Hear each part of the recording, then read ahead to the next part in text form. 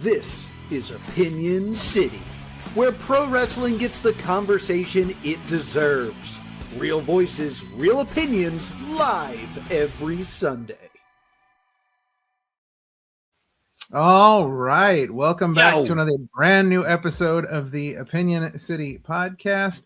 I'm King Ralph, he's Parmesan, and we are back for another amazing episode. And today we've got something very interesting for you. Someone that we met 2 years ago during WrestleMania 40 week in Philadelphia. We met this gentleman as we were picking him up at the airport and driving him to the venue for a show. And the conversation that we had in the car was just unbelievable. I mean, this guy's life, his everything that he has done in the world of wrestling, it's just an incredible story. We had to have him on, and here we are 2 years later, and we finally made it happen. So, it only took 2 years elapsed. It only took 2 years to get it scheduled, but it's all good. Sean, tell us who we're talking to today and let us know about our top five, because I'm excited about this one too. Yeah, so am I. So this week we have, by the way, to all the mothers out there, happy Mother's Day. Oh yeah, happy Mother's Day. Yeah, it'll be Mother's Day. Yep. But we're talking to and I apologize if I butcher this. Baliyan Akki. Oh, that sounds. I'm sure he can affirm or deny if I said it right. His top five is going to be top 5 cities, and I'm excited. And that's interesting because this guy has been just about everywhere there is to be, apparently. So we're we're super excited. All right, well, let's not delay any further. Let's bring him in as soon as we make this work. There we go. Hey, we're about there. Ooh, there we are. There we go. All right. It's weird to see myself right away appear on the screen. Yeah. How about that? Hello, guys. Hey. You have pumped my up too much. What? The reveal might disappoint at this point. You guys have pumped up some air up here. No. 2 years, huh? Yeah. 2 years. Yeah. The thing that I generally believe, I think the last time we couldn't schedule it because I remember it very distinctively. Because I make a point when somebody asks me to talk to me, I make a point to do it always. Is that you guys were free on weekends and I am never free on weekends, and I think we went back and forth for like 3-4 times, and then just kind of it just got away from us. But I'm happy we were able to do it, like even now while I'm doing it. But yeah. Also, if you guys feel like the top 5 cities is we can even do like 2-4. We can every good city I say I can shit on one. Yeah, there you go. No. We can play with it. Yeah, I know. I like that idea. Everyone I go, this is a good one. Like, and by the way, this fucking this is a gigantic turd. Don't go there. Right. Oh my man. Cities are nice. Right. I think I genuinely, I'm not joking. My philosophy with all of these things is that I like people. It took me some time to realize this, but I like most of what. I think in general, at least for me, experiences comes from people. I used to travel a lot alone when I was like young. I mean, from like 19 to 22, 23, I really traveled a lot, especially around Asia. And all of those travels were alone. I had no point of reference till that point of how any other way you can really travel. And experiencing like places alone is, I think, the way you really experience them. Because, and I've really come to realize this, a room or a building, or even if unless it's like a very place that can really make you feel something, like old historical places, buildings are buildings. You feel about them the way the people you meet, basically. If I'm with a friend and we're visiting a place and it sucks, I think I'll have fond memories of that place just because it made a point to us. But as long as I'm having a good time with my friend, if I'm traveling or if I'm just sitting or if I'm just going for dinner or whatever it is that you're doing with at any place in any setting, in any culture. If I'm not having a good time with the person I am, the place sucks. You cannot have a good memory of a place if not for the person you meet. It really is this way. And after all the travel, I genuinely feel that even if a city that I end up being like, ah, that city sucks, the people there is fun. That's how at least I judge them. Like the biggest example I give is Singapore. Singapore is a really nice place. Really nice. Would I go there? Yes. Do I want to go there for a Saturday, Sunday just to be? No, I would much rather go to Bangkok. Or if nothing, or Phuket actually new. Bangkok is incredible. The culture, the food, the people, it's just nice. Like, they're very close. But the people in Singapore, I fucking love them. Some of my favorite people are there. It's just, I enjoy the room that I'm in with those people. When I go outside and I go, why it's so unnecessarily expensive and less tasty? Unless I'm in Chinatown. Singapore Chinatown is cool.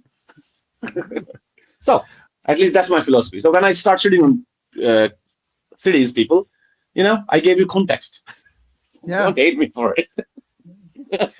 Well, listen, if that doesn't make people want to stay to the end of the episode to hear this top 5, I don't know what else will, because that was just, a great way to hype that up.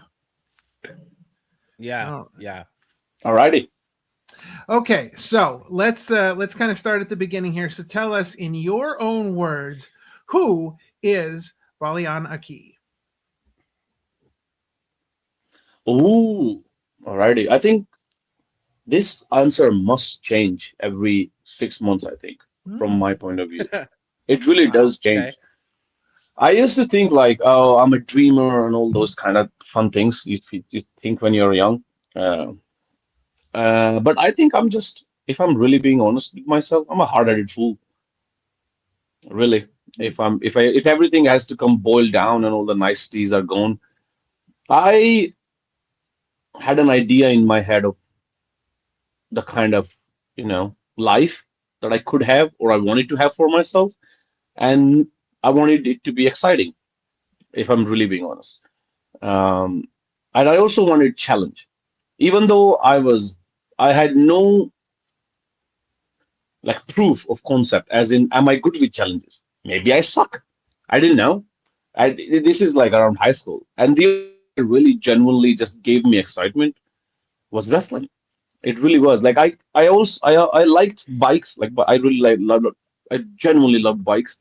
Even to this day, do I? But you gotta choose one. I can't do any bike because of wrestling. I don't have anything stable. I travel too much. But I just genuinely wanted. I just didn't feel like normal. Just going to a job or stuff like that was for me. I just genuinely felt that way, which I'm not too sure even now is the right thing or the wrong thing. I just felt that way when I was, I think in high school, and I really genuinely searched for what is it that I can do, which is the most ridiculous thing to like imagine to do. And I wanted, in my head, like, like all of us do when we are young, like, oh, it would be awesome if I did that, right? Like all of us, like if you like comics, you want to bite them, or if you want to be a, like, a car racer or anything, like a movie actor, those are few, but anything exciting when you're small, you just have like a faint idea in your head as to it would be awesome if I did that, like that kind of thing. And I genuinely remember feeling like, but I had no, and this is like a whole year and a half of me just in my head every now and then when I'm free thinking, there's no point. Like I have no point of reference. I can't make it, even if I'm pitching it to myself, it gotta make some sense. So like, I gotta have one reason. I can't just be like, oh, I'll do this and have no point of like. So this is a particular conversation I had with myself. This is like I'm probably remembering myself remembering. So I'm not sure like how on point this is, but I genuinely remember sitting down and thinking, what is the hardest thing I can imagine to do? Let's just say I go all in and set a goal that is impossible for me. And I remember thinking that becoming an astronaut would be the hardest thing I can imagine, genuinely. And then I sat down and thought, if I try to become a wrestler, I have less of a chance of being a wrestler. I genuinely thought that. Wow. Sitting down in like, I think I was in like a football field. I grew up in a hostel since 11. It was a boarding school. So I left home when I was like, I left home is not the right word, but I just, went to school on a boarding school when I was 11. And I would go home like every winter vacation or summer vacations and stuff like that. So I kind of grew up with like the people of my own age. So like there was hostels of different ages for boys, and they were 11 to 13 or 14, depending on like if you started late or not. And then from 14 to like 15, and then there's like 16 to 18 and stuff like that. There was like just 7 middle school and high school together. And I remember sitting with, I don't know if, I think with a cousin of mine or something like that. But this conversation was particularly alone. I'm sitting in like an evening, not playing in a football field. And football is soccer, by the way, for the Americans. That football, soccer. not the American one. And I remember generally thinking about it because I love bike and I wanted to be an engineer. If I had like a normal job, I thought engineering, making bikes would be cool. I love bikes. Oh, I cool. really did. And I genuinely thought like, okay, if I thought about how to become an astronaut, I kind of have an idea as to how that goes. I go, Right. oh, I'll become an engineer, right? I need to be a really good one, but at least I know that. I know how to be an engineer. I know the path to it. Then after being engineer, I need to be really good and be exceptional at the place I'm at. Then, if the opportunity arises and there's a test for astronauts, I will apply my own specialty and try to go there. Maybe I will pass the exams, or maybe I will not, or maybe the opportunity might not even come while I am, in my own prime. It don't point when I'm like 55. So like I don't know, but I know the path. I know how to go there. I might not be able to, but I know how to at least. And then I sat down and was like, if I try to be a wrestler, I don't even know what is that shit. I didn't even know. I didn't know the name pro wrestling when I'm thinking about this. I knew WWE. I Right. genuinely, it is even to this day. That's why I said like, if you boil down to it, I'm a fucking hard-headed fool because I had no sane person, even to myself, even now. Like, and I'm pretty sure things are going good, but even now, it doesn't make any sense. Like, I didn't know the name. Even now, I'm thinking, whatever the thing that the WWE does, that thing, how do I do that Right. thing? What do you do? Right. Like, Right. there is no, forget about like school or anything. I didn't even know you go to a school for it. Like, what is Right. it? Right. What is this? Like, do I go to the gym because the dudes looks like ripped? Maybe I go to the gym. But then what? Like, what is? I have no point of reference, no path. Like, there's no light at the end of this tunnel. There's not even a tunnel at this point. Forget about the light. But like, and Right. and I, right? Like, it's ridiculous to me that I'm. But then it just excited me so much. It genuinely did. I genuinely remember feeling like, and I think that excitement is the only reason that I just kept at it. Because the beginning years were, oh, they were shit. Because I remember like trying to find, oh, you guys, it's now I can really like, I have found memories about it now. Before they were just things. Like, and like every now and then people like nice people like you would say like, oh, you have had such a like exciting thing. And I genuinely felt I did nothing. To me, it was every day. It's just waking up, drinking coffee, and going to work kind of thing. Because it things can be extraordinary when you have something to compare it to, right? Right. If somebody did, let's just say, somebody ran a mile in 10 minutes, and if you ran it in three, oh, that's extraordinary. But somebody ran it. That's how you know your three is good. If you're the only dude you know who runs, and you run in three, so what? So, like literally, so what? You ran in three. All right, go home. That's it. So, like, you don't. I have to this day when people like really nice people like you and a few friends of mine would say like, I have a I had like a little bit of an exciting life, or um, I didn't feel exciting while I was doing it. I was just doing it, and like it just it in all like when I was trying. Oh, by the way, when I did try to be a wrestler, I traveled around India for 6 months because they were like people. India loves wrestling. We love it. After cricket, cricket is like the religion of India. After cricket, the second most popular thing is WWE. Wow. Around like I think the year before last, I think WrestleMania starts at like what 3:30 in the morning or something for India. Oh wow. Ridiculous time. Wow. Yeah, because like it's the other way. It's like 17 hours or something like that. The difference is. Yeah. But no, I think 11 because Japan is 14. So if you divide less, yeah. So 10 and a half to 11 hours of different depending on like East Coast or West Coast or where you are. I think give or take 55 to 58 million people watched it live. Wow. And I don't mean how many people watched it. I mean live at 3:30 in the morning. It is ridiculous. Crazy. We love it. We do Super Bowl numbers every week in India for WWE. You have no idea. Like it's ridiculous. So when I was trying to find like how do you become this? So I started looking upon internet.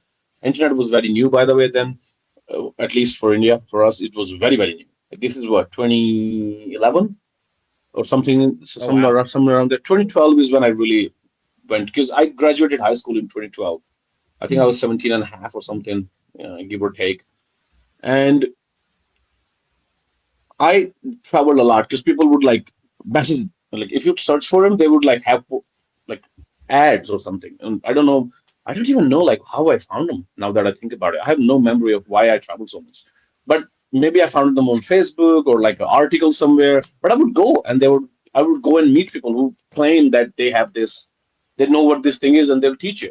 Scammers, 100%, all of them. I traveled. You have like I can, because like India is big, it's freaking huge. Right. So and the trains. It's getting better now. It's actually incredibly better. If you have a chance, go now. India still has the charm of the old, but with the convenience of new, as of right now. Mm-hmm. Maybe 10, 15 more years, the old will be gone. You won't see that anymore.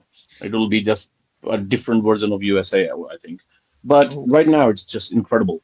So I would take like trains, which would be like what 40 hours, 42 hours, 44 hours, like that kind of trains, just one way. Wow. Oh yeah, I've taken the longest train I've taken, which is actually in school for like a volleyball tournament. I used to play volleyball. I think I went 2 nights and 3 days. How much that would count? That's a lot. 48. That's a lot. 50, 60. I think 62 hours to 63 hours is the longest train I've taken. And by the way, not like a sleeper. Oh, this is nice Europe train, freaking Indian trains. So I would do that. I would go and like, and also the thing we could do before maps. I can't believe. Like I don't even have a good number of the person, and I would find them. I start like.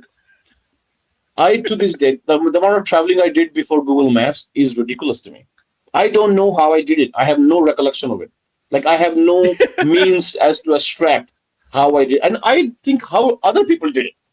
It was ridiculous. It's hard to believe that I, used to do that. Wow. But then for 6 months, I would just travel. And by the way, the guy would always turn out to be a scammer.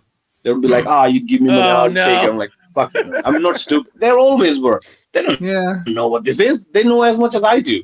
So, so I would just turn back, go to for an hour only, be in the city, that's the city I visited, and just go back to the station, buy a ticket, and then back on the train for 42 hours again. And I would do that every week or every 2 weeks for 6 months. That I found finally, I think I found a dude who was such a wrestling fan. He wanted to he really searched and all that, went to Canada. His family was in Canada, so I think he knew some related things about wrestling because Canada has a lot of wrestling and a lot of Indians as well. And he had I think he made a ring to start something. I don't know what his reasons was, but he had a ring. And I found that dude. And by pure luck, there were another person who's like friends to me to this day, came like within a week. The two of us went to him. I'm like, I'm gonna train. And they're like, but you alone? You can't need two people for wrestling to train. And I'm like, ah. And then he goes, because I just wanted like, would you like kind of rent me a ring to like train? Because that's the closest thing I've found to anything about wrestling. At least it's a ring. And then he goes, no, I'm a trainer. I would go like, but you don't know. How are you the trainer? You've never wrestled. But I'm like, whatever you say, just rent me the ring. What do you mean? Or just rent me the ring. I said yes to anything and everything he said. I know. He would say I'm a trainer. Yes, sir. Yes, you are. Just let me use the ring. You gotta eat this and this and this for whatever. I'm like, oh, anything you say. This is my only thing I can do. So good to you, sir. So and he messaged me saying like, oh, another dude showed up within like a week of us, and they're like, do you want to try? I'm like, all right. And I trained for like 18 months, and I remember I used to like we had it's a shed, basically like a tin tarp over it, like a metal tin tarp over it. It was basically a shed in like an industrial place or something. But we didn't have any money, so we would live in the shed where the ring was. Oh, wow. And in all perspective, now that I think about it from now, it was horrendous. Yeah. Like now that I have a reference to like think about it, it was horrendous. Like you have like this will sound. Please do not take these people and be like, how hard it was. Please don't do that to me. But just to give you a reference of like how horrendous it was, I know what it feels like when rodents, specifically mouse, chew on your toes. Oh, I know exactly how that feels like. I know. This is taking a real turn. I know. Wow. I know. It was horrendous. It was horrible. But like, and the thing was like, the reason I'm telling you this, the reason I'm telling you like it was just that way, because I didn't feel it was that way at all. Right. Because it was the whole point of it was so exciting to me. The point that I found that there was only one ring in India, by the way. There's close to like 5 billion of us now. We were 1.3 when I'm trying this. There's one ring in that whole place. And I found it felt like destiny actually. Like, and I found it. I found the place, I found the guy, I went to like everything. And even while this is happening, and I used to say this because like every now and then like a kid would show up like, oh, you guys train here? Can I too? I'm like, yeah, sure, why not? But this is where we live and it's horrible. Nobody stayed. So that should have given me an idea. Literally nobody apart from the two of us. And it's just, I used to tell them like, okay, my point, what I want to do is wrestling. At least that's the idea. And right now, all I do is wrestling. I train 3 times a day. I do cardio in the morning, then a session in the around 11. Then I eat. I have to sleep because I would take a nap for 2-3 hours. Then I would wake up to another session, and then in the evening I would go to the gym. So that's my day. 6 days a week. That's all I knew. The city I lived in that city, which is Jalandhar, by the way, in Punjab. I lived there for 18 months.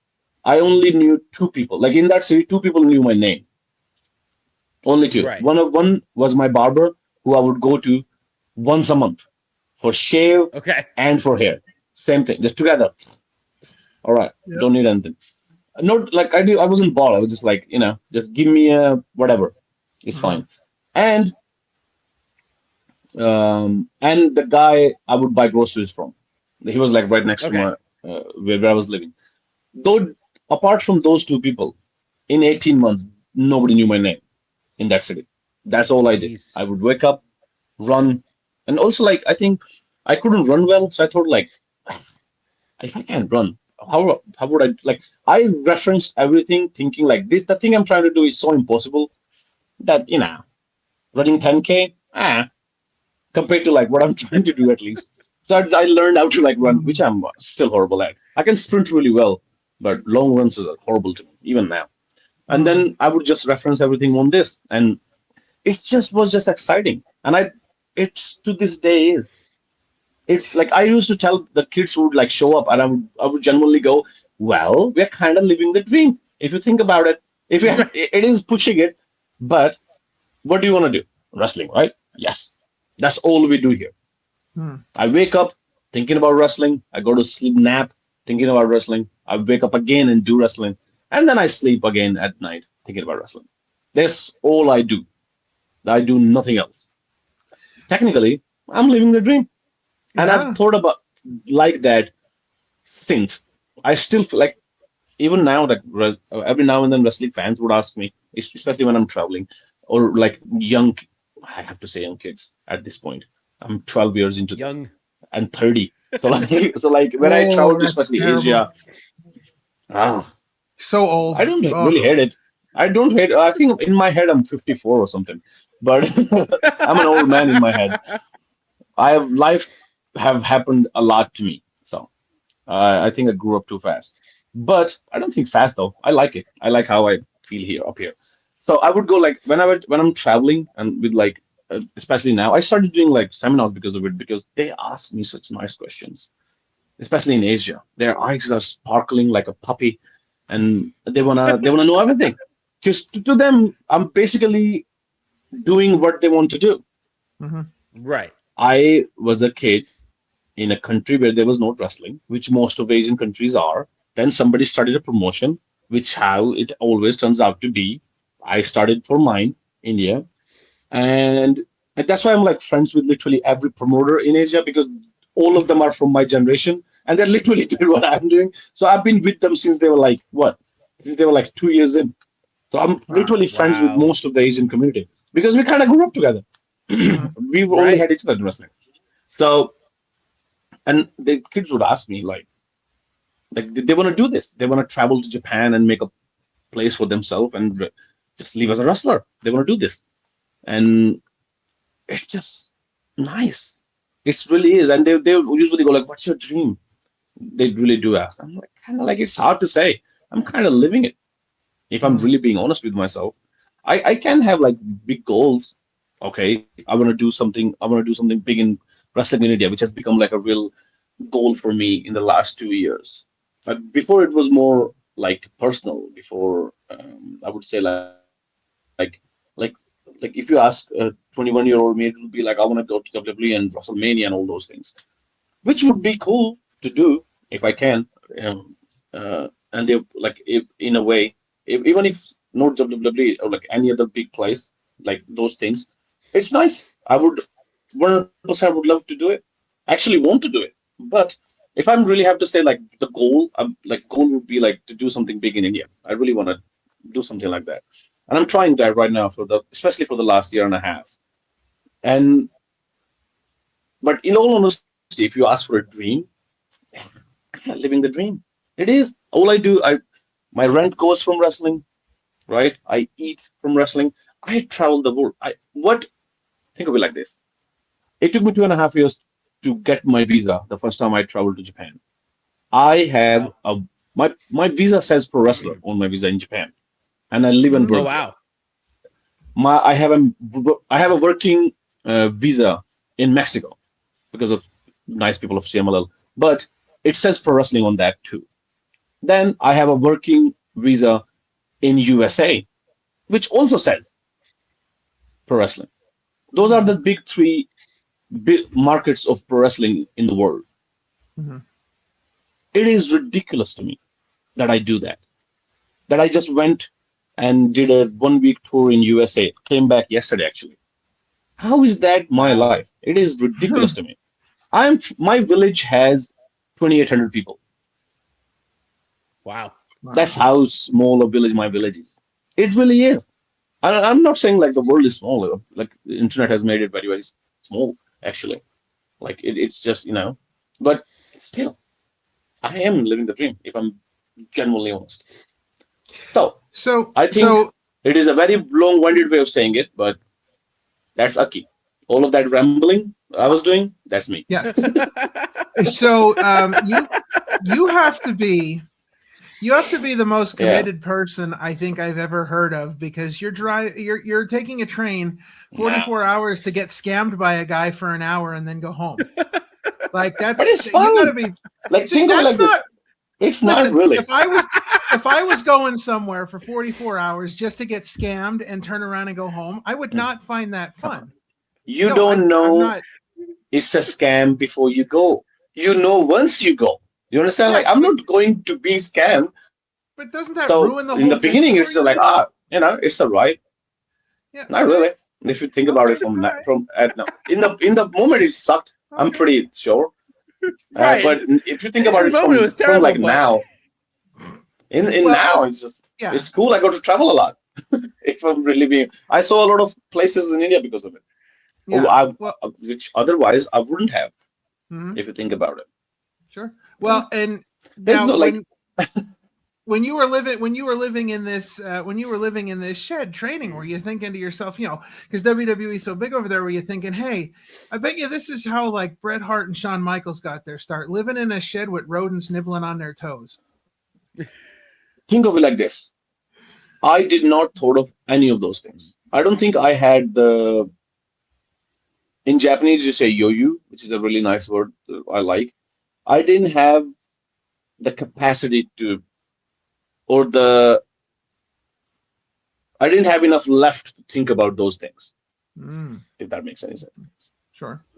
Because you don't understand, like nobody's teaching us. Right. My head is filled only with, how do you do this now that we're here? I need to be physically fit. All right, I can get physical fit. You can just run and do gym and all that. I don't know how to do those things, but I can just push it, if I'm being really honest. But how do you bump? I didn't know the word bump. I didn't know there was wrestling outside of USA. But the dude who showed up to train with me, his name is Zorawa, actually. Really nice dude. He told me that there was wrestling outside of WWE. Can you believe that? He showed me videos of Japan. I didn't know there was wrestling in Japan. I didn't know there was, and he was a big fan of, and so that's how we came about. I would like go to torrent and download any material on how like wrestling thing ever. And now there's like 1,000 seminars online. 2011, there's not really. There's like an old school New Japan Antonio Inoki video where he's like showing how they train in dojos, which is kind of performative if I'm really being honest now. But it's just hard, drills. And we're like, all right, we can drill. So we would just drill. And then how do you bump? Nobody's telling you how to bump. I had like freaking migraines for months because of it. Because I didn't know how to protect my head. I learned everything I learned in wrestling is I learned how not to do it. That's how I learned wrestling. Yeah. If you fall and it hurts, well, let's not do it this way. And we would just beat the hell out of each other. Because we have to. We don't know how not to. But he was a big fan of, that's why my wrestling idea is so big. And also, this is really interesting. I don't know if it was like a video thing or what, but it looks white-handed when you shoot a video. Like your plane changes when you take a video.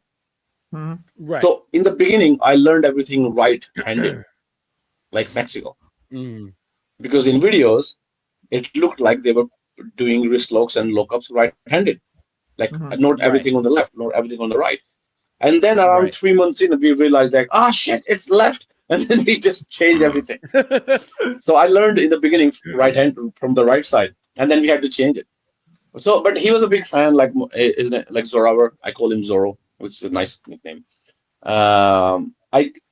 He was a big fan of like Marty Jannetty and like Fit Finlay. He was a really big fan of old European wrestling, world of sport. Like he was very intelligent.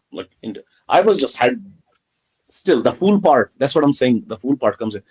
I researched so much in how to do it. I didn't research what the scope of it was because I had no idea that the scope of it could be that. I just searched everything WWE related because that was my only point of reference. But he was like quite intelligent. He used to watch like King's Road and stuff like that. That's how I fall in love with Japanese wrestling. And then we just did that. Literally, it's just fun. Like I wouldn't say determined. I would say I can't even say lazy. I just didn't do anything else. Like lazy to a point. Like this is a good point. When I started, because after 18 months, I'm like, this is not working out. I'm like, we cannot just keep doing this. We have to do something. And then I'm like, I gotta start wrestling. And then he wouldn't let us use his ring to wrestle. I don't know why. I'm like, I'll take it out. I'll take it. I'm like, we'll just do a show for the free for the kids. I'll take the ring out. That's how I learned how to like how the ring is, which has helped me a lot because when I started my own company with I was very fortunate that I met a person who was really interested in wrestling, and he was the business part. I was the wrestling part, and I made a ring at my house, Wow. literally in my Yeah. home because if we have to, we don't have a ring. So who's gonna make it? Nobody else can. Right. Then, but if you show them a WWE ring, they go like, "Oh shit, there's money." So they ask for ridiculous amount of money. I can buy from outside because that's like a big thing. WWE is so big in India. It just means everything is big. I mean, when you have like every show is like what 10,000 people and there's lights and there's big Tinatrons and it's just it looks like Hollywood. It's set from Hollywood, and if it's there every week, so how can you ask people to make stuff for you for pennies if you're doing that? They don't even know. It's the same thing, or either it's not. So I just bought like scrap metal, which was a fun thing. I really saved a lot of money because like people throw away stuff. Industrial places do as well. So I found like a really big scrap metal place from which I bought most of the things I made in the ring with. So very, very cheap. Now that I think about it, how much? I think I made that ring for like $1,400, $1,500, give or take. Wow. I mean, no charges for me making it. But I was, it is incredible even now. I don't think I can make it in that much because the price of steel is so high now compared to like, what, how many years now? 12 years ago? Wow. So, yeah, just, made it at home, fun stuff. But while I'm running this company, I'm in Delhi and I don't have any money because, all I do is just try to run this wrestling thing. And in India, you can't gather people without permission because then you have a responsibility if something happens. So in India, if you want to have like that kind of thing, because there's no culture of live things in India. There's a culture of like community things where there's a big movie of Bollywood called Dangal, which is what amateur wrestling is called in India, Kushti, and then they would like arrange a tournament and like 30,000 people would show up and stuff like that. But then you need a permission from the magistrate of the town to do that. But we don't know every town. I'm not from that town. So then we have to find somebody who is willing to like kind of like a partner and a sponsor for it. Even if they don't put money into it, we gotta find somebody who can vouch for us for that city and then go let us talk to the magistrate and get a sign that we have a permission to do it. Because the police needs to be there, like a presence of authority has to be there so that everything goes smoothly and all that. And we would just do that. And while I'm doing this, I'm learning English because I didn't speak English when I was 19. When I started wrestling, I didn't speak English at all. So while I'm traveling and trying to do this thing, I'm getting better and better and better in English. I literally learned English from traveling. Basically, how I learned Japanese actually. But because I'm learning a lot, I think I can make good money if I just do a job which requires people to be good at English, especially at that time. Right. And I decide not to do any part-time jobs because I genuinely felt, and it is very true. That's why I say like it's not determined, it's more lazy. I genuinely thought life was so hard at that point that if I had any sliver of hope for it not being hard, I would have taken it. So if I get a job and it pays me enough that I can pay rent and eat well and go out, or not even go out, just pay rent and eat well. Oh, the carrot will be too sweet. So I own point. I knew, which is a ridiculous thing to think. Like that reasoning is mental. I know very much so, even now. But so I would not do like I learned how to make websites at one point because my partner, the person I was doing the company with he would do a lot of like online work, he was like way ahead of his time. Like now that you think about it. So he would like make websites and sell them, and he would like manage websites for like outside for like a few from like UK and all that. That's why he had a little bit of money.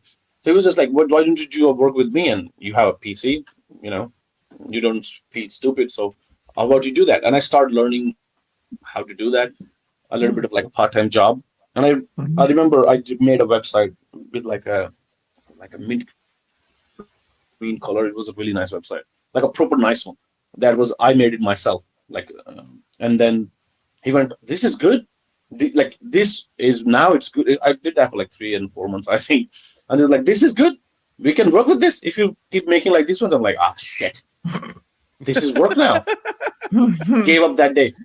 That day, I'm like, never making it again. That day, done. Throw it in the garbage. We're out. Not doing it again. Done. Ever. Not doing it again. This is getting good. I quit. If this sells well, I'll make money.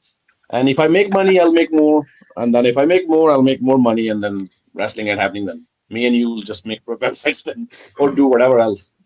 So now I can't be remiss in saying during this episode, we have to mention, of course, Best Bros with May Saruga has become something really, really special. How did that partnership develop, and what makes it work so well both in and out of the ring with fighting? I will say this again. Fighting. That's how it came about. She was a little bratty kid who, wouldn't listen to anything, and I was too old for my age, in my head at least. So then I was a little bit condescending, I think, most of the time. So she would get pissed, and I would be like, "How can you not understand that? You're not that of a kid." But she did look like a kid, so we would just, she would fight, I would smile, and then I would rage her even more, and then we would, sulk. She would sulk, I would be like, But the reason we are a team, which is quite ridiculous. Yeah, that's why, I'm like, it doesn't mean that much. But I think I was like, May taught me quite a lot of things. It's not just May, I think Sakura-san and the whole crew of Choco Pro really taught me to be appreciative of things. It is like a weird thing. Because I had really great friendship from the beginning. Like I grew up with my friends. We kind of, parented each other. That's how we grew up. Because there was nobody else. Nobody's there to ask you to do anything. The teachers would show up to count once a day. Or actually 3 times a day, morning, afternoon, evening, and stuff like that. Like, are all of you here? All right. Nobody's died. Okay. So but then other than that, nobody's died. Okay. Yeah, because I think most of their problem was that if something happens, the parents would hung them up. So, and the teachers would live with us. It was like a big boarding school. So that the girls would live on the one side. The teachers had their quarters in the center, and then there was the boys' hostels. And to the side was the playgrounds and the classes and all that. But it was just it was just we kind of had really great friendship. That's how I all of them are to this day my friends, basically. I have a hard time making friends because of it, because my standard for it is very high. So what if you fight? I've punched all of them and they've punched me. Literally. I punch all of them. So what? I punch them all. That's what I look for in a friend. Yeah, that's what I want my friends to punch me, and I'll punch them. Think of it like this. We live together. Even if we fight, nobody's going home. That's a very big difference. I don't think people understand how big a difference it is when you grew up. When you go to school and you fight or something, you go home then. You meet them the next day, right? Yeah. We live together. Right. We play together. We go to classes together. The place we go to eat is together. So if I punch you in the face and we fight, well, we are still here. Nobody is going anywhere. Right? When we go to eat tonight, we'll go together. We have to. It's the same time. We're from the same place. So there's no off time. You have to be okay with whatever that person is. At their best, at their worst. I know them so much that it is ridiculous to me. It's disgusting almost how much I know them. There's nothing I don't know. It is. You shouldn't know. I say that all the time about Sean. It's disgusting how much I know Sean. No. It is. It's kind of is. So my idea of friendship was that. And I think me and May became a team because the real reason is because we have the same birthday. That's the real reason. That's pretty cool. Yeah, we have the literal. So I think she was in 26 years ago, so 24. So I'm 24 at that point. May is 20, and it's our birthday. Choco Pro has started. The pandemic is going full swing. It's ridiculous. Choco Pro, we close every show. In the beginning of Choco Pro, we used to close every show kind of like a happy ending because we didn't know if we can do the next show. So like every show was just like, all right, people, bye bye, because we don't know if we will see you next week. So we would do that every week, and then our birthday was showing up, and we were like, we should do something. And then Sakura-san kind of knew that, not really. I think she forgot or something, but she knew that our birthday was close, and it was like, oh, you guys have this. You should we should team, but we would do like live streams. Like in Choco Pro in the beginning, we would do anything and everything we can. So we do a live stream every day, sometimes 2 a day or something in between shows. Wow. And we would like talk with people, and it was just really nice. It was a really nice. That's why like Choco Pro is such a thing even now. I went to, Rochester? Yeah. Yes. New York? Yes. There's a smaller city right next to it called like, what was it? It was like Bellow something or something. I don't know. But it was so small I could see the end of the city. It was really, really generally small. And 2 people showed up with BestBro shirts from that town. Nice. Wow. Love it. That town. It was a small community hall where we were wrestling. It was like a town out of a movie. Literally, we went outside and May goes, it looked like an amusement park. I'm like, no. Amusement park looked like this town. That's what they are based on. I think so, at least. But it was a really genuinely small town of US, right next to like Rochester, and then a smaller one. And 2 people, a young girl, I think she just joined high school. She was 16, I think, and her mother. And they're like, we've been watching Choco. Like their uncle is a big fan of Choco Pro, but they've been watching Choco Pro since day one, since the beginning. Wow. That's how ridiculous Choco Pro is. It really is. But we would like do everything, and I think I was explain. She didn't speak that much English then, which was nice. Now she kind of understands everything, which have ruined most things. But you can talk behind her back in front of her face now, which is ridiculous. It was fun before, but I would like. We were doing like a stream, and she was like, "What is this?" And people, somebody would say, "Hey, dude," or something, and they're like, "What's dude?" And then I would explain what dude is. So I think I was explaining to her the difference between like dude or bro or mate or something like that. Oh yeah. And then we were talking about it. It was like, what's dude? And she says it very adorably too. And so like, and then I think she kind of got stuck on bro for some reason, like bro or something. We were just being stupid and silly, and somebody just called us best bros. To this day, I don't know who said that first, and it caught on fire. It's a mystery. Literally like I think. It's 5 days, I think it was a week or maybe 2 weeks before the show. The first time we tagged together as like a team on the birthday. And by the birthday, I think in a week, people would call us as like a person's name. Hey, Best Bros, like online. We would show up and then everybody, like if we start a stream, people were like, hey, Best Bros are here. I'm like, all right, then it's a name then. And then that's our name since then. We would fight a lot, though, me and May. But I think that's what like the drive was. I really genuinely, because she kind of thought she was better than me. I know. Ooh. And I was like, nah, you're not. I mean, you're adorable and all that, but apart from that, you're adorable. You're adorable. Come on now, let's get serious here. You're not better than me. Yeah. Come on. Yeah, of course not. And I would like she was small and fast, and I would make a point to be faster than her in matches, even though we are wrestling together. It's very real. If I go into a position first and then she was late, I'm like, oh, it's okay. Right. I'll take care of it. It was so, and she hated it. We would fight after every match. No joke, legit. People would leave the room. That kind of fighting. Oh boy. Oh no. Oh yeah. Oh wow. I'm like, hey, there was this. I'm like, no, what are you talking about? And then we talk about what the team should be, or I don't like that move. Like when when we started, like the thing that has made BestBro's iconic is our finisher, Dolphin Press. It has really made us into like a very unique, iconic thing. And when we started practicing it first of all, she wouldn't do it. I should have taken videos. It would have been so much fun. She was like, no. I'm like, what are you talking about? It's all right. Nope. No. It won't be all right. I'm like, nah, just at least let's do it slow then. And like, no, not happening. Nope. I'm like, okay. And then it took us like weeks and weeks and weeks. And then we would train together. Who else is training? I would do kettlebells and then we would do mat wrestling together. And I'm like, all right, after the training, I'm like, let's try. So then we slowly tried. and she would not do it. We would like go to like I thought of we started coming up with it because she would do like a lot of wheelbarrows, and it goes from a wheelbarrow into a shooting star, and then we would go to the wheelbarrow, and she would just catch my leg or something. Nope, don't pull me up. I'm like, I'm not doing a move to you. No, we're practicing it together. Do you understand that, right? And then she would, while doing it, just yell like a proper scream. I'm like, people would think we're fighting for real. Police might show up. Just shut up. Don't scream.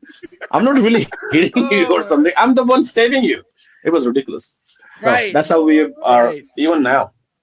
We have fought like coming back while smile on our face. Like we wrestled our, which is like a really momentous thing for us in May last year.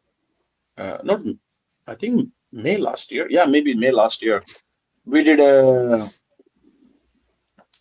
show in India, in Mumbai, like a big show. We had the first into mixed match in the history of in the India for the first time live. It was me and May versus Ami Sakura and a local Indian wrestler, a local boy who was originally from the promotion we started, which was going on and all that.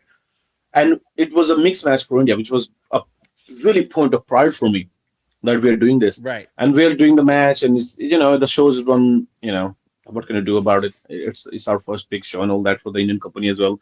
So the show becomes lackluster, and there's big breaks in between and all that, which you can't, So we started like a good crowd, and then the crowd have to leave because we're getting too late in the evenings, and people have to go home and all that. While we're doing it, we were the semi-main event. We go out, we wrestle the match, and maybe I was just like pissed in general for some reason, or May was, or both of us were, I don't know. So we go out, and we're like, she's on my shoulders. We're doing after the match ended, we did the big dolphin press, win the match, go outside, and we are fighting. And I mean, it's been a while since we've fought like that. We just won the match and we're fighting. No, we're like, my face might be smiling, but I'm not smiling at all. And then I'm like, we gotta do the whole thing. So I go outside, she's on my shoulder, while we are literally going at it, but with a smile on the face, by the way. And then at one point while we do the whole ring out and handshakes hands, the kids in the crowd, it's just beautiful moment, really genuinely beautiful moment. And we go to a point where we're fighting so hard that she started punching my head, sitting on my shoulders. Oh no. That might be the hardest we've ever fought, from what I think. Wow. While there's like at least 3,000 to 4,000 Indian people in an indoor stadium, just going and in an arena actually, or the stadium, in an indoor arena, and just I'm like just all smiles, all happy. What a beautiful moment, and just punches to the head. Just punches to the head. Yep, from here. Oh, it was ridiculous. God. But fun time. I will remember it. It's very interesting. And then because Summer-san is in the match as well, she's pissed too. Like, hey, what are you doing? She's with us in the match. It's very. So see the start of it. Like, what are you guys doing? Yeah, but sorry about that. That was a big tangent. Oh no, that was great. Do we want to skip to the last question, or what do we? No, listen. Please, whatever you want. You do whatever you want. It's your show. I do want to ask. I got 100 more questions. I do want to ask because it kind of will all tie in. So you've gone from a kid in India who didn't even know how wrestlers trained to a champion in Japan. Yeah. If 15-year-old you could see you now, what do you think his reaction would be?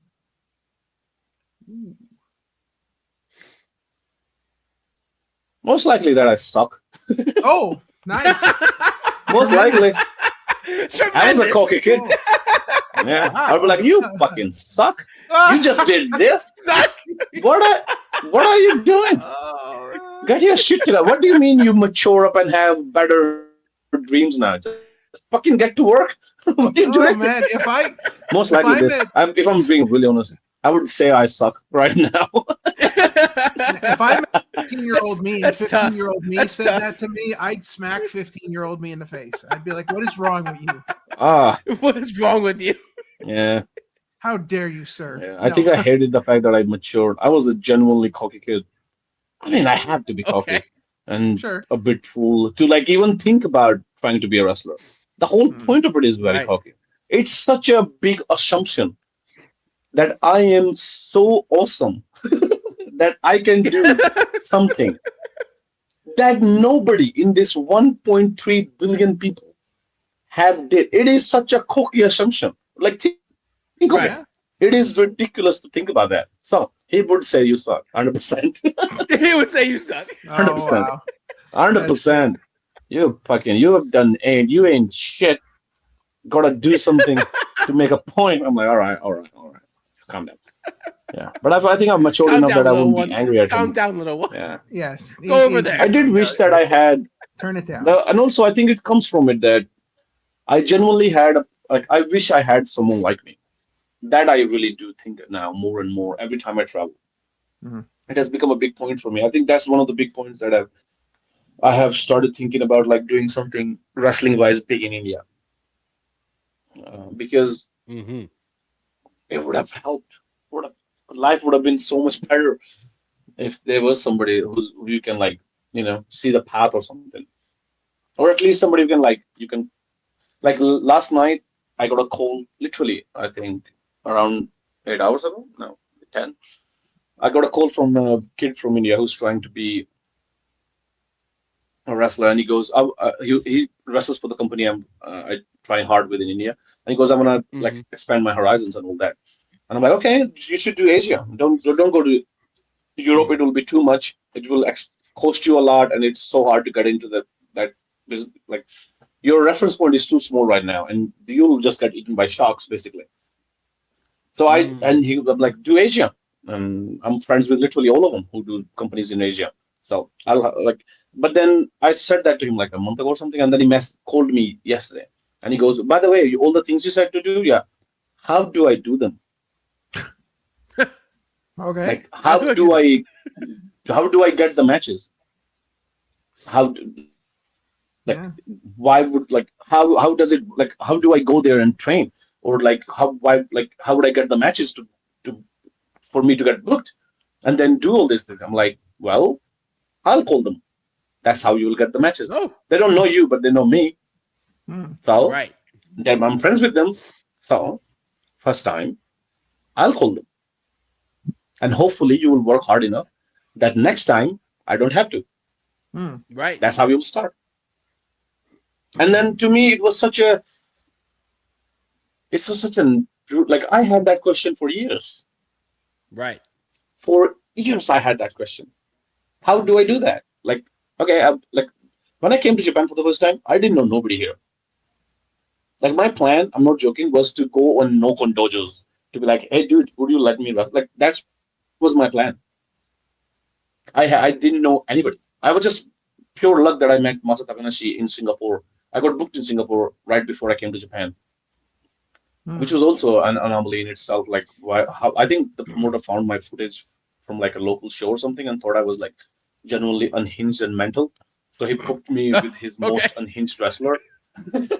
Oh yeah, and but he was like a really big wrestler who never lost in like Singapore and all that, from Russia actually. And my son have known of the wrestler I don't like from like before. Like he's been a Well,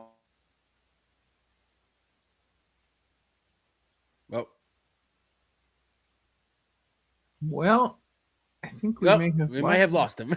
We may have lost him. All right. Aki may have left the building. We will see if we can get him back. In the meantime, let's all right. Well, I mean, His story is just so many incredible. things to unpack here. I mean, just to imagine the things that he's been able to do. And like, so when I said that I thought that he must have been like the most determined person ever, I mean, yeah, okay. So you're going 44 hours on a train to find out that you're getting scammed, and then you're going home 44 hours on a train. But that did not deter him. That did not stop him from not at all. From going and trying. And his story, like you said, is incredible, because here's a guy who is living among 1.3 billion people, and there's no wrestling culture there, whatever. Like they know There's what ring. WWE is, but there's one no ring. wrestling. There's no wrestling there. So it's like, just to even imagine those odds, relate that to something that like you wanted to do with your life, or something that you thought like, this is something I could be good at. This is something I could do. This is something I'd like to try. And 1.2999999 billion people have never done it before, and you're going to be that one person that's going to do it. So like, it's incredible to me that to see where he is. I mean, even to see where he is now from when we met him 2 years ago. Right. This Best Bros thing is like taking off like wildfire. Like everybody wants the Best Bros, and it's just, but again, it's a testament to the determination that he had to make this happen, right? Which is insane. It's insane to hear that. As much as they're named Best Bros, they fight all the time. Oh, that's great. No, I think that's hilarious, and that's perfect. They're Best Bros, but they fight all the time. That is so perfect. Like. I love that. It and definitely some really interesting things there about what he's done in his life. Yeah, I mean, absolutely. I mean, even if we don't get him back, and who knows, his story. I mean, we didn't have to ask much. He pretty much gave us all the answers without us even asking the questions. Well, listen, it was. Yeah, we definitely, and I think that, like the very first time we met him, we kind of had almost the same experience here where, we were having this conversation with him, and, we basically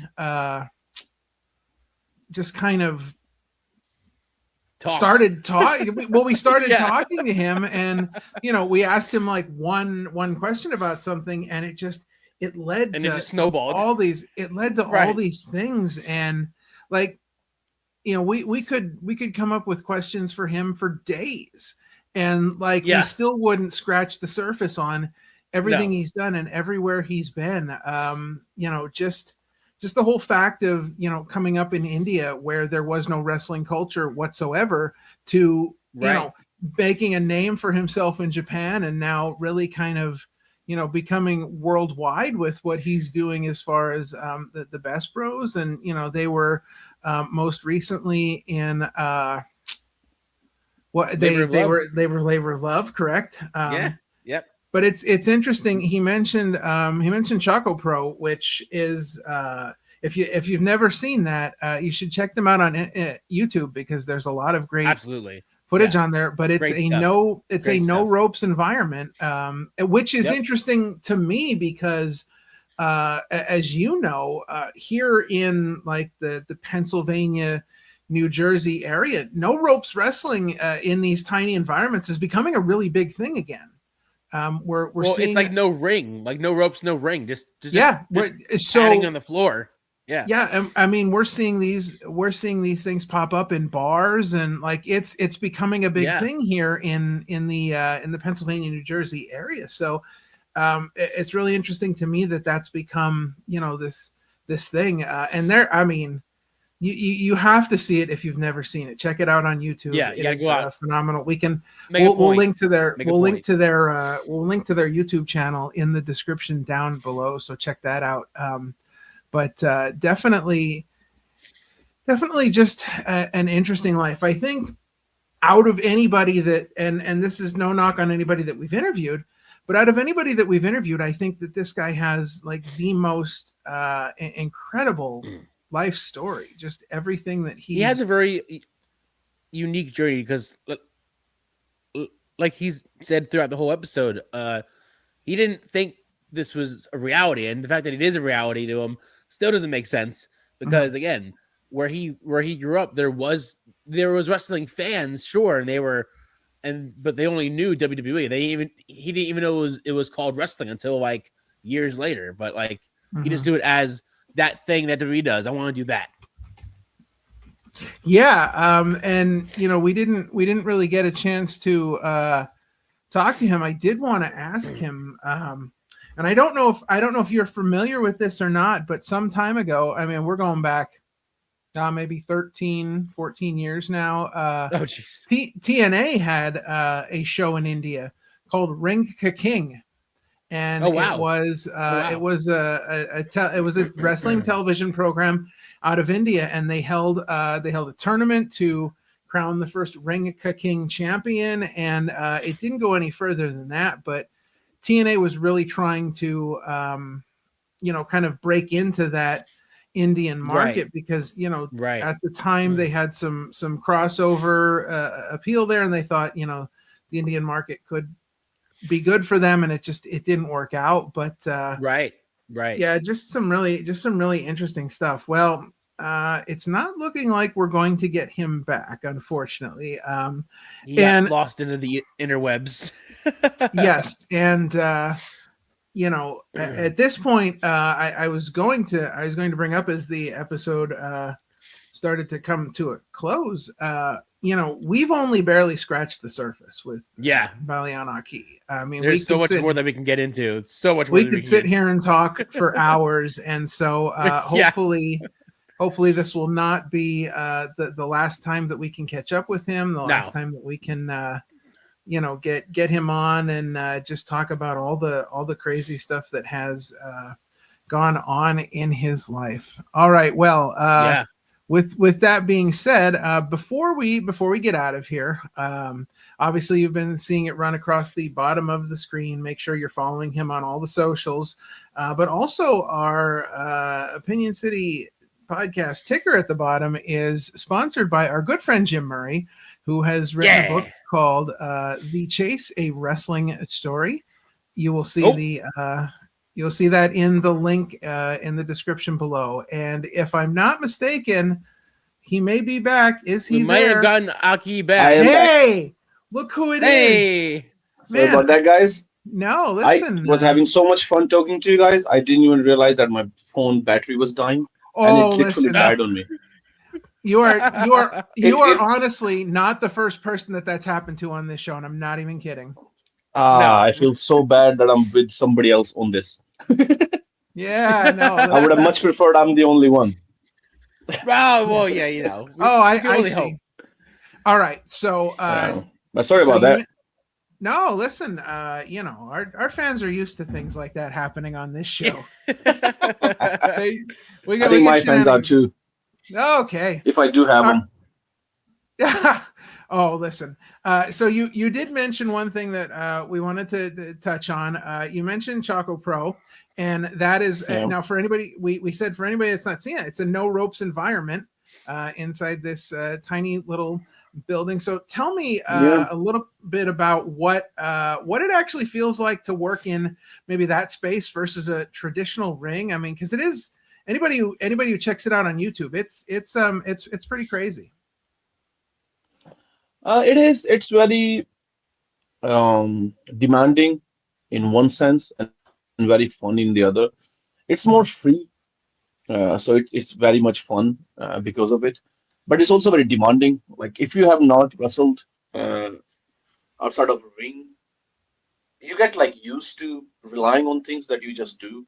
Let's just say if when you train to be a wrestler, you learn to use the ring, you do learn to use ropes, use the corner, do the drills, do the rolls, and all those fancy things that we do.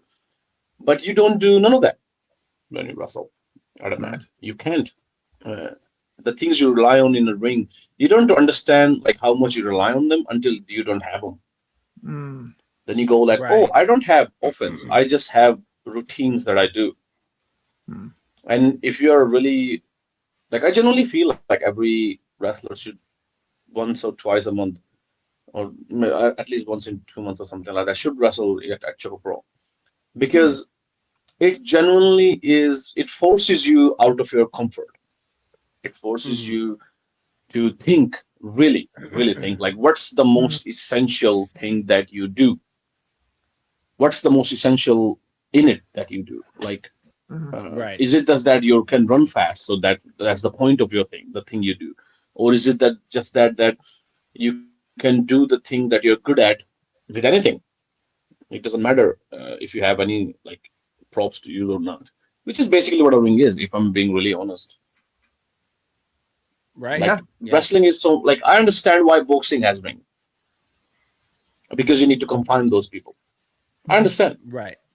that part. I understand why baseball is on a field because the whole rule set is based upon that field. Wrestling kind of not, if I'm being really honest. Right. It's just that true. I think to legitimize is because boxing was happening in a wrestling, so they did wrestling in a ring. I think there was no other reason than that. Right. And we don't need it. I mean, we use it. We use it because it's a really nice job and we can really do some awesome things because of it. Like I don't hate the ring. I love the ring. I used to use it very nicely. I used to fly a lot on it. I like the the jumps and the cool acrobatics and even not just that. I think even the elevated platform that it provides, I still love. But I don't need it. That's just what Choco Pro is. At the base of it, you're supposed to be fighting and entertaining people. And can you fight? Yeah. If you are good, you can fight. And not just punching, be really elaborate. Like my moveset is very elaborate, especially Best Bros. We do some ridiculously elaborative things in there, but we don't need the ring. So that I think it's just when you're a wrestler, when you are a fan, I think it opens you up to like so much. Like everybody else have seen like no ring shows where the two dudes just brawl for like an hour, or 20 minutes or whatever it is. And they just punch each other and they just go everywhere, and that's fine in itself. Like people can really make a fight. Like the people who are good at punching each other or really good at punching each other. But I am not limited because I don't have a ring. Or at least Choco Pro is not. That's I think is the biggest difference. It is that Choco Pro doesn't run on a ring normally, which we do have by the way, ring shows. We have 2 this month. One at 5th of May and one at 24th. Shinjuku Face is closing, so we're doing our last show in Shinjuku Face.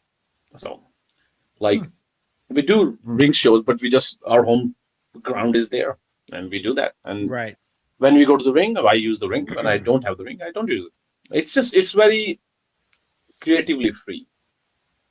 Very. I mean, it genuinely is, and the fans are so close. They're literally like their feet are touching the mat. So confinement is really, really much incredible. But you can, they watch the match as closely as a referee would. That's incredible. It's so intimate. It is so intimate. I think that is the thing I love the most about it. It is so intimate. Right.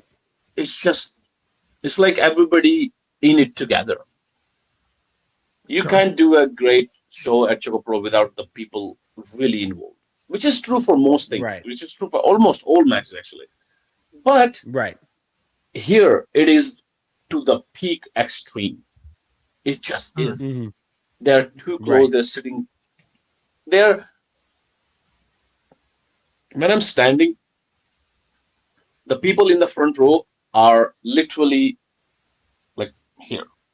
There's no point in the match actually where I can't touch the people. If I'm really being honest. And it's just really, it really gives you something that you just can't have any place else. You just can't. I've tried it, but I haven't gotten it from any place else. And which is like a thing. I feel bad if someday we have to like change from that place. I wish that we don't, but someday we will have to. And it will be a heartbreaking day. But I think the people there make that place. I generally feel Safra makes that place. I think that's why it is what it is. I actually want to do more of those, like maybe in New York or something. I'm going to try really hard this year to do a Choco Pro show in New York and Canada. I want to try. Very cool. It'll be fun. Yeah. Yeah.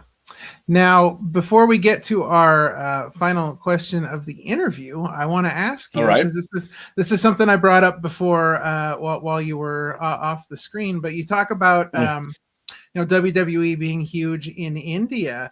Did you watch Ring Ka King? I didn't watch it. I was too young for it. And also I was living in a hostel. My hostel didn't allow TVs and all that. I was kind of living in a side world, but I know of it very much. So I made my debut with two wrestlers from it. Oh, very. That's cool. how I wrestled for the first time. Yeah. Oh, Yeah. Cool. They haven't wrestled in 6 years, so it was difficult. Oh well, there you they go. did beat the shit out of me. Oh yeah. But yeah, it was fun. I was like a 50-minute match for my debut. Right. It was crazy. It was like a fun show, but I had no idea. Like I knew what the wrestling was, but I didn't know what anybody was saying. Like I had no, you know, it was. Yeah. I was. Welcome I was catching to the rest of the world. Yeah, most of the world doesn't know what WWE is saying either. No, it's ridiculous. I was watching like bootleg copies on YouTube to try and find it because it wasn't available here in the US, but I was like, I gotta find it somehow. It's a very big thing. It's like, okay, the problem was with Ring of King, which is not a bad thing. It's just that it's a point of view thing. Like, wrestling is really huge in Mexico. I think the biggest in the world, actually. Mexico has the biggest wrestling culture in the world, from what I can tell, from every place I've traveled to. Wrestling is cool there. Lucha is the greatest thing there. It's everywhere. Right. Every shop, every mask, it's just the coolest thing in the world. Like, if you really want to celebrate wrestling, go to Mexico, New Mexico City, or anywhere in Mexico, actually. Pueblo, Guadalajara, any place. And imagine if you did, which people won't hate it, but imagine if you forgo all that lucha culture and just did a old school WWE TV style show for them. Yeah. They'll be like, oh, okay, all right. But then that'll be it. If it's your own product, okay. If let's just say they watch WWE as we watch WWE, we love WWE. But if you try to do that style too close to home, then we can relate to it. Then be like, no, that wouldn't be thing. We think you guys are incredible. Right. Like the whole point is that in India, there's no difference between WWE and Hollywood. We have seen it on TV for 30 years now. Brad Pitt and John Cena are pretty similar. John Cena is more popular. That's the only difference. Really. Right. Like, he's bigger than that. Because what's the difference? Terrible. Tell me. That's horrible. John Cena sucks. That's the difference. John Cena's terrible. Come on. Yeah, he's the GOAT. He has to be. He's a GOAT. I don't think he's the GOAT. Oh boy. All right. But, he's the GOAT of what he does. It really is. I'll stuck on this. I think of it like this. Everybody I think the only reason, and this I just came, like, I'm thinking on my feet, so I might be making mistakes here, but that's fine. I've made many. I think everybody who people consider a GOAT, or you are in the conversation of GOAT, has carried something. They have carried something that nobody else has. I think if you haven't done that, you shouldn't be in the conversation. Right? Ric Flair did that. He had carried something that nobody did for his whole generation. Hulk Hogan did that. No matter what people feel about that, people still call it Hulk Hogan style wrestling. There's literally, right? That format that everybody's like, comes from there, right? Bigger than then. You can call the same thing about Austin or Rock, right? Sure. That's where John Cena comes in. He carried a point of wrestling that nobody has any claim in. You can call in Rock and Austin. They had the same era. You can literally debate on whose it was.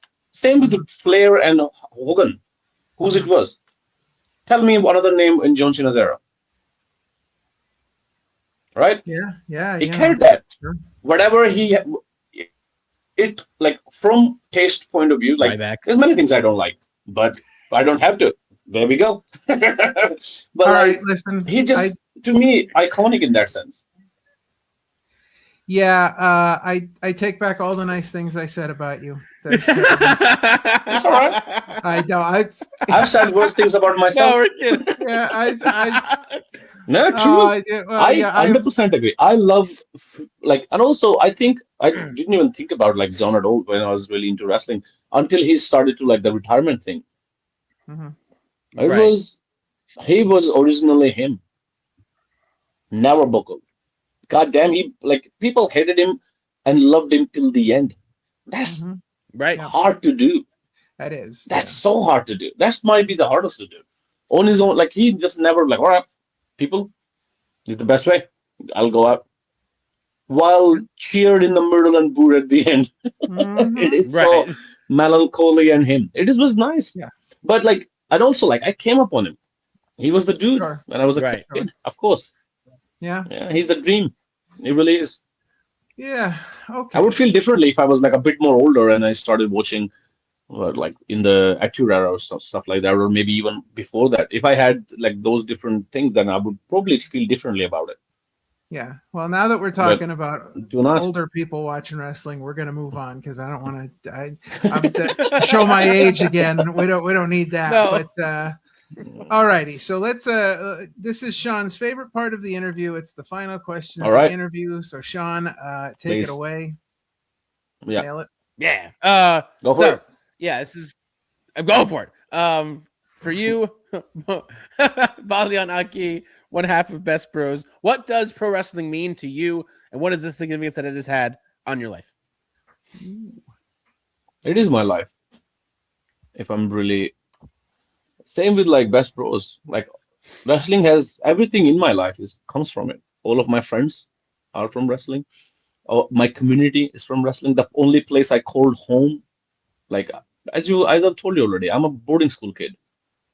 I haven't lived at my house since I was 11. You can't really call it a house at this point. It's my parents' house. I go to visit. I've always gone to visit. Since I was 11. I don't even remember much before that, actually. Then I traveled a lot. Every place I go, I travel to. I said this actually a year ago, I think live actually for the first time. Then I talked to men of everybody as well. But like, I did a tour of, I think, Mexico or someplace else. And then I came back. I did that tour alone and I came back. And I genuinely felt, I was talking to like people in Choco Pro in the opening of the show I was talking. I felt like I've never come back anywhere. I've just gone places. I feel I come back now. I genuinely do. Like I went to India and I felt relief going home. When I was traveling back to Japan, it was ridiculous to me. This is home. And I couldn't believe, I still can't believe this feeling because I'm used to not having it. Right. I'm the one who I just went someplace. I had one bag, which now I have more stuff, but I moved to Japan in a give or take 40-liter bag, which you can take on carry-on. Actually, not on carry-on, the small bag you can carry on without the thing, because it was a cheap ticket and all that. But yeah, that's all I own most of my life, actually. So like, that's what wrestling is to me. It's everything. It's what I do. It's what I live. It's what I plan to do from now on. It gives me the most exciting times of my life and the most horrible ones. It gives me my best of friends and the most annoying ones as well. It makes me travel. It makes me do my hobbies. Like I love traveling. I love culture. I love different languages. I love meeting perspectives that are completely not mine at all. And I went to Russia. Yeah. Last year. It's in like, how is that? And the most, how should I say, the most nicest people, they just want to celebrate something. They're having a good time. It's summer and all that. And I've known them since I was, 19, when I first traveled outside of India. I met those people in Thailand when I was there. And they message me every time I do something great. And they're like, oh, you're free, you should come. And like, it's everything. That's my life to this. It's all encompassing at this point. That's actually kind of sad. I have nothing outside of it. Oh, really well, wait a if I'm being really honest, wait to turn this into a do all of that. Man, we're sad face now. But like, think about it. Now that I'm saying it out loud, I have literally nothing outside of it. Yeah. All right. Well, that's what we do here. We ruin lives with questions. That's how we roll. All right. Well, this has been incredible. finally getting to sit down and talk with you. And I feel like we've only scratched the surface of the many wonderful things Sorry we about could that. discuss I with have you. a Hey, horrible, listen. I have a horrible time. I derail conversations just No, you listen. horribly. No, you're Sorry good. about that. No, it was great. Listen, but now it is time to talk about your top 5 and your top 5. Sean, Yeah. what was the top 5 again? Remind me. I believe it was top 5 cities. Top 5 Yep. cities. And are we going to talk about cities that suck as well? I'll throw in a few in there Okay, sure. comparatively. Okay. All right. Well, right. fire away. We're ready. I can't really put a number on like it's number 1 and then this is number 5, but let me just say 5. Right. First of all, I want to say, because I've said it already, Bangkok, I genuinely love. I just love Thailand in general. Right. It's a very, I think they have a word for it, Myla or something. Like it's a very chill culture. Okay. Right. It's a very laid down, everything will be all right. Why you worry? Yeah. Kind of culture. What are you And I worried genuinely, for? and What's also the because worry? yeah, come on, like that kind of thing. And Oh, wow. it was the first city I visited outside of India. Mhm. It was just, it's great. Comparatively, like the reason I say like I want to say bad things as well, because Bangkok and Singapore are pretty close. It's just that Bangkok is more fun. Singapore is very clean, which is like true, but Tokyo is clean as well. And like Mhm. it's just more like really nice and proper. It has very less chaos. It doesn't have the Mhm. I don't know what this day will be thing. It's not a bad city. It's just Right. that's my preferences. I mean, I am shitting on it, so I shouldn't, Okay. make too many excuses. But Bangkok, one, because of the chaos, Okay. because you Yep. really have no idea what today will turn out to be. Right. But Okay. the only city that I've been robbed in. Wow. Oh. Yep. Okay. Oh yeah, proper robbed in a taxi. And you know the registered great. taxi from the airport too. Oh yeah, right before I traveled to Oh Japan too. yeah. Horrible time. But yeah, fantastic city. Well, and let me just I've, say, when we drove you from the airport, you didn't get robbed. That's for sure. No. true. This would be a way more exciting conversation though if you would have. If this Right. conversation would be, It it probably would be would have so many layers. involved police and everyone else. So no, Right. thank you. Right. All right. Who's Then next? I say, um, like, what else? Boston, I genuinely love. Boston is a city that I think BestBros had their first match in Boston. And right next to Mhm. Boston, what's the name? Uh, what's the name? You know where the Beyond is based at? Oh, Uh, yeah. Hang on. why can't I say the Beyond name? Wrestling. Yeah. Wrestle Open happens there quite a bit. I think that White Eagle is the venue. Why can't I remember the venue and not the name of the town? But yeah, but Boston is another beautiful city. I love because Okay. one day I got lost in Boston once. Um, I was supposed to go wrestle for Right. a show, and I was supposed to take a bus from Boston to the place. Right. The first time I like, Mhm. traveled in a local train in US too, and the bus as soon as it left the bus station broke down, Oh, of course. literally Yep. outside of the station, and because it broke down, and I literally meant I can't make the show now. Right. So my plan was my friend who we were like staying together, and my friend was going to another show, a different show. So the plan was that he'll be back by like 10 or something, and I'll be back by 9 or something, so Right. it'll be fine. Then Mm. now I have a full day. This is like 11:30 in the morning, and I'm in Jeez. Bo and like my friend is out. So I'm like, what's the point of just going to the room? I mean, it's a hotel, but I would do nothing.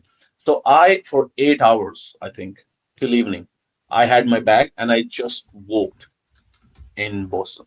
I found the Chinatown just by Mhm. random.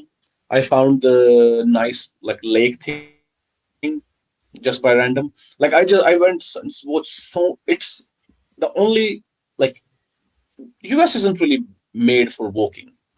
Mhm. It's Right. kind of made for cars. Boston is Right. made for walking. It's kind of almost like Right. encourages you to. I remember watching it on because I've seen Boston in like movies where it's just gray and snow and sad for some reason always. I'm like, this is such a beautiful city. It's so many colors. Like it's like Right. London on colors. Because the architecture is very New England, like old school English style, but it has a lot of colors, Right. like very beautiful color. And London is just white. I mean, literally and figuratively. It's just the center of London is just white marble. But Boston was beautiful. So Boston is one. The crack research staff has told us that Worcester is next to Boston. Worcester. There you go. Thank you very much. There Got we it. go. All right. Worcester. Sorry about that. I couldn't. I remember the venue.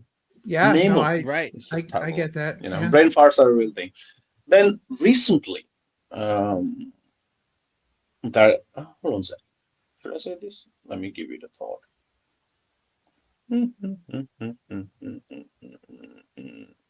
Yeah. Okay. Um, Recently, I genuinely like Houston.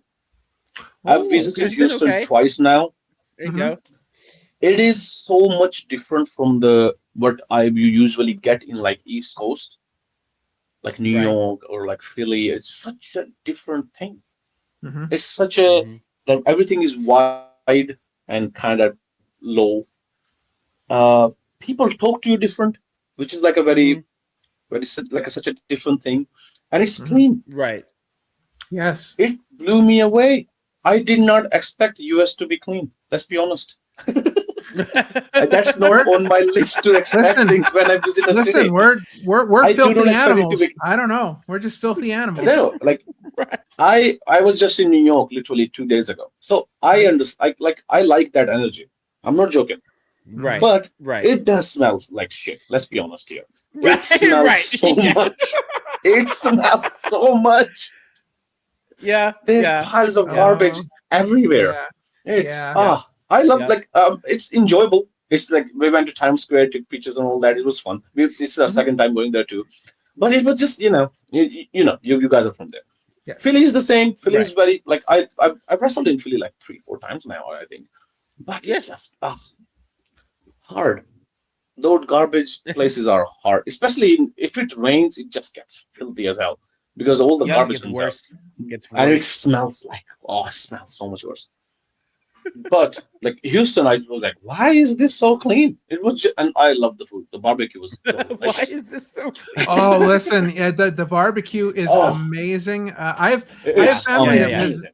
I have family that lives in Houston, and I went for WrestleMania when 25 was there, and I stayed with my cousin, and we went to visit my aunt and uncle, and it was like a 45-minute drive, and we were still in Houston. Like, it is huge. It is so big. Yes, yeah. And they have public transport, which is not that bad, which was very surprising to me as well, because I always have to take Uber everywhere. And then in Houston, there was a Right. Right. big, nice bus.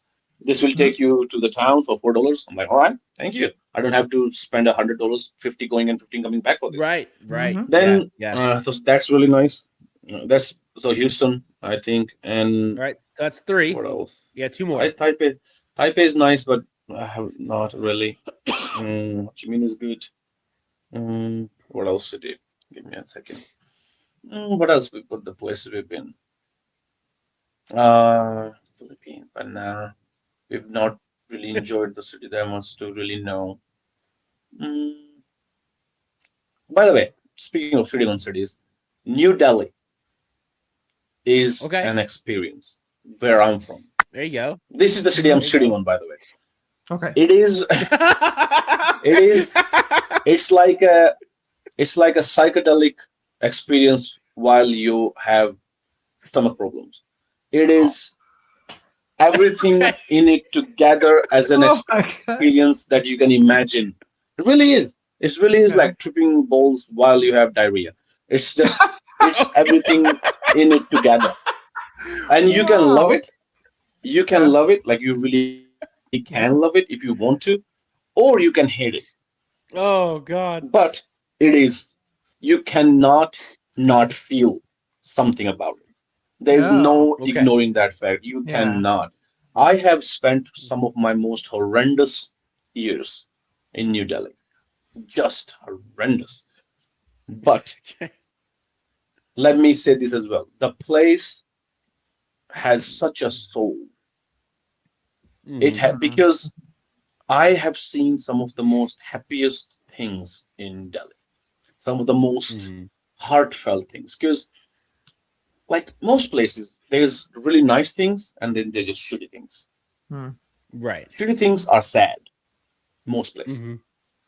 In Delhi, and in most of India actually, but Delhi is just such a place for it, where you can see on a road, there's a road where I used to live. It's called Sector 18 in Noida, where there's a big road. It's the most icon. I really love that place because of it. You know what? I'm gonna add this. Let's made number 4 in New Delhi because of this thing. I remember this. In the right side of it's a metro station. It's a train, like local city station, and on the right side is all malls.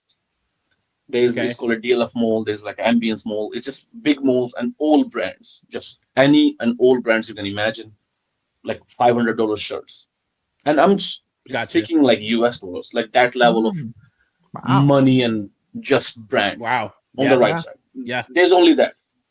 And right next to it, literally on the left side of that station, is where I think I lived there for like 6 months and all that, is a market where, and I do not joke, you can buy a jeans for $2. Wow. You can get a person dressed, and I mean dressed in $5. You have a shirt, a jeans, maybe slippers as well. And you would expect that this side would be sad, right? They're not haves, not at all. You can see families that go out. The kids they would eat out. They can't go to the movies because the theaters have been killed by the malls. All the theaters are in malls now. There's the 5 screens and all those things. Right. Before you could go and have a movie as well. It was very cheap, and there's very local theaters now, so that's that. But you can like they are on bicycle. I've seen like a man riding a bicycle, his wife sitting behind him, and his son on the front bar, and they're going out, all smiles, and they will have a day. I know that now. They barely have like $10 that they can spend today. Not even that. I think maybe 6, but they will eat out. Right. The kid will have a gift when he goes home, like a small toy or something, and they will enjoy it, and they will be very happy when they come back. You just can't have that. No. Anywhere else in the world. Every stage in India is made that you can go out and have fun, and they are happy. They're genuinely happy. Right. I have one of the most beautiful things I've seen, one of the most like hard to touch moments, humanities things I've seen there. And while, by the way, horrendous place. Let's be honest. If you go just travel, the heat is shitty. It's just everything is just too much for your sensors. Everything is loud. You see two people getting beat up because they're like the bicycle collide, and then people get slapped. You see somebody get beat up every day. And it's like it's not even that sad actually. To be really honest, like you know what, my day, and then you just walk off. You just do. So it's just. You've heard it. Really, you've heard it here first. New Delhi somehow shittier than old Delhi. Yeah. Now old Delhi is one more actually crazy. Old Delhi is very iconic. Old Delhi is like heritage. Old Delhi is like you can go and drink like milk and like cream on the milk. There's like a special way you drink milk in India that has been running since like 180 years. Wow. Or 200 years. But there's a street place that's been running for 250 years or something. Same shop. Jeez. Wow. It's crazy. India, like old Delhi is a different beast in itself. But Delhi, let's just say. All right then. Okay. And then I cannot go away without saying Tokyo. Of course. Yeah. Of course. That makes sense. Why not? Has to be. Of course. It has to be. It is. I remember coming here feeling like I have transported to a new world. You know, like the animes now is a big trope called isekai. When you go to the world, like you just die and wake up in a different world. That's what I felt like when I came here. Mm-hmm. I feel like Tokyo there's another example that I've held it in my heart forever, and that's how I genuinely felt when I'm here. Tokyo is like a nightclub that's run in a temple. Okay. That's literally what Tokyo is. It's a temple that at night has a nightclub in it. Cool. Interesting. There is. It really is. You can walk out from Kabukicho, which is just filthy, and it's got more filthy now. Before it was quite safe and fun though. So you can walk in, and there's like red. It's the red light kind of district, but not in the common sense.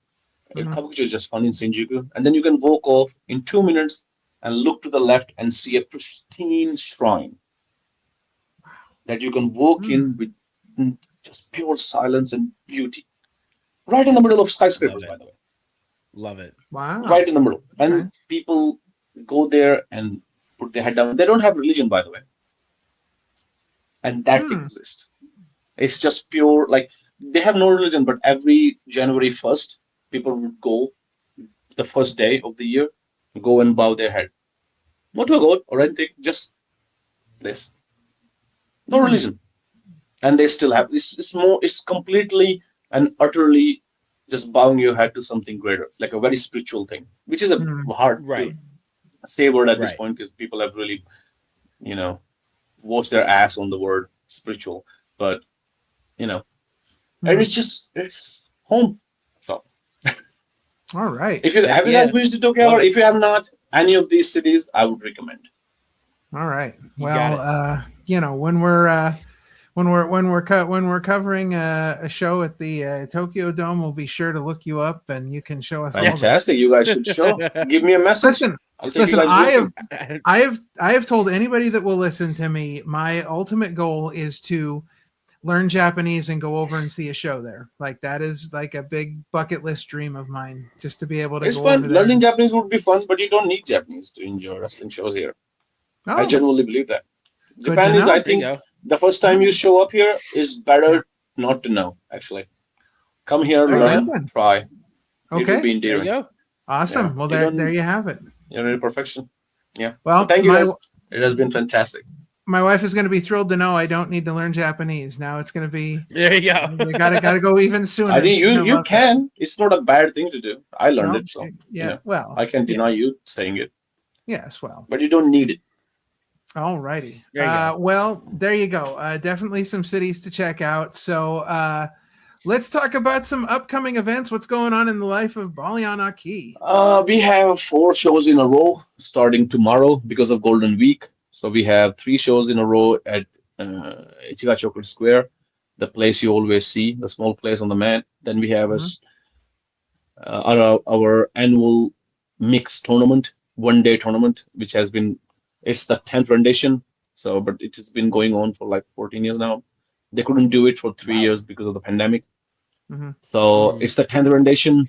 They've been doing this mixed tournament. All teams are mixed. And we do this, so that's on the 5th. Then we have a few more shows. I think we have like 9 shows this month. And then on 24th, it's a busy month. On 24th, we have our last Shinjuku Face show. Shinjuku Face is a very iconic venue in Japan that is closing off due to the building being demolished. So, it will be our last show in that venue. It demolishes, I think, in September or October, I think. The end of September, I think. But so big match coming up. Those 2 big shows, for upcoming shows. If you guys have not, please check out our social media, and you should have all the information. Just search Show Pro anywhere, Google or anything, it should show up.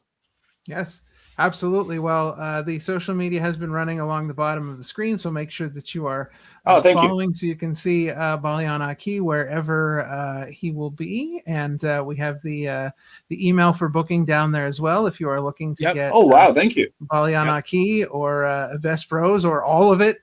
Get them on your show because you will not be disappointed to have them on your show. That is for sure. Thank you very much. I appreciate you saying that. Well, I'm glad we could finally get this done after 2 years. 2 years. Let's not make it another 2 years before we chat again, because I feel like please reach out. Scratch the surface of things that we can discuss. But we really appreciate your time and coming on the show. You are, of course, welcome here anytime you want to come on and talk about anything at all. You are a wealth of knowledge about many things, so you are welcome here anytime. Thank you. All right. Thank you very much. All right. Well, that's going to do it for this episode of the Opinion City podcast. For one half of Best Bros, world traveler Baliyan Akki. For Parmesan, I'm King Ralph. And remember, kindness is free, so be kind to each other. God bless each and every one of you, and we will see you next time. That's Opinion City. New episodes live every Sunday on YouTube. And to our Patreon members, thank you for supporting independent wrestling media. We'll see you next time.